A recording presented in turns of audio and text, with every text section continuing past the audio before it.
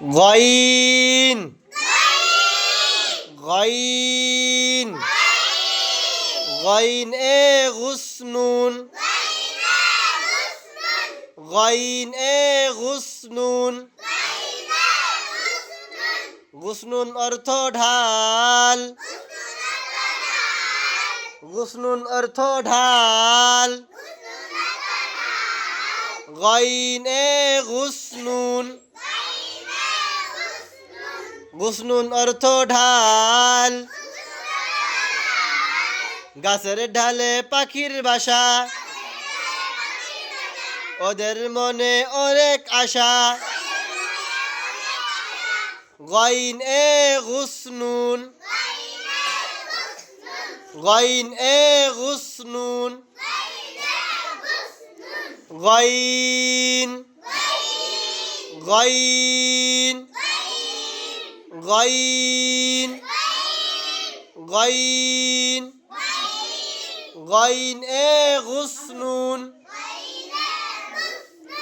গইন এ গুসনুন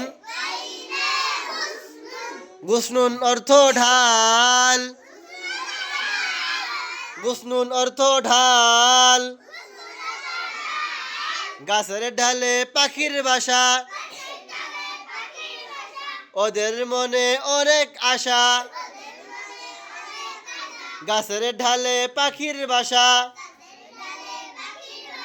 ওদের মনে অনেক আশা গইন এ গুসনুন গইন এ গুসনুন